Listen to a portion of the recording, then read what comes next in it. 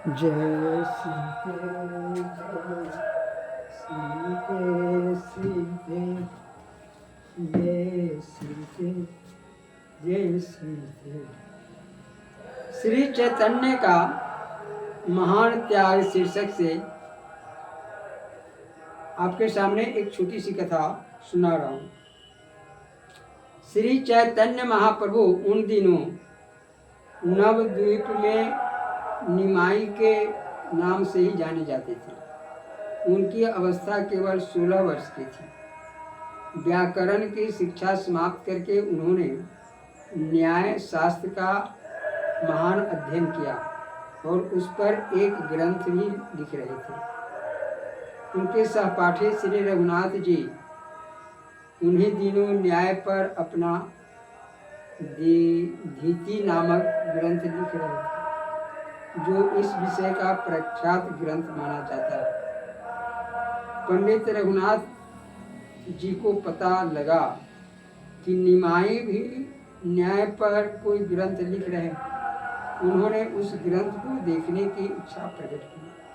दूसरे दिन निमाई अपना ग्रंथ साथ ले आए और पाठशाला के मार्ग में जब दोनों साथी नौका पर बैठे तब वही निमाई अपना ग्रंथ सुनाने लगे। उस ग्रंथ को सुनने से रघुनाथ पंडित को बड़ा दुख हुआ।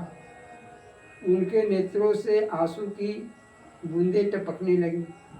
पढ़ते पढ़ते निमाई ने बीच में सिर उठाया और रघुनाथ को रोते देखा तो आश्चर्य से बोले, भैया तुम रो क्यों रहे हो?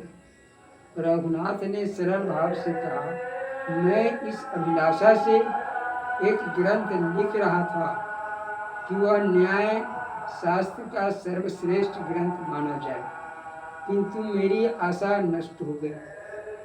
तुम्हारे इस ग्रंथ के सम्मुख मेरे ग्रंथ को पूछेगा कौन? बस इतनी सी बात के लिए आप इतने संतप्त हो रहे हैं। निमाई तो बालकों के समान खुलकर हंस पड़े। बहुत बुरी है यह पुस्तक, जिसने मेरे मित्र को इतना कष्ट दिया। रघुनाथ कुछ समझे। इससे पूर्व तो निमाई ने अपनी ग्रंथ को उठाकर गंगा जी में बहा दिया। उसके पन्ने भगवती भागीरथी की लहरों पर बिखर कर तैरने लगे। रघुनाथ के मुख से दो क्षण तो एक शब्द भी नहीं निकला और फिर वे निमाई के पैरों पर गिरने को झुक पड़े, किंतु निमाई की विशाल भुजाओं ने रोक कर हृदय से लगा लिया। जय श्री सीते। यह कथा आपको अच्छी लगे तो कृपया इसे बार बार पढ़ने का प्रयास करेंगे। जय श्री सीते।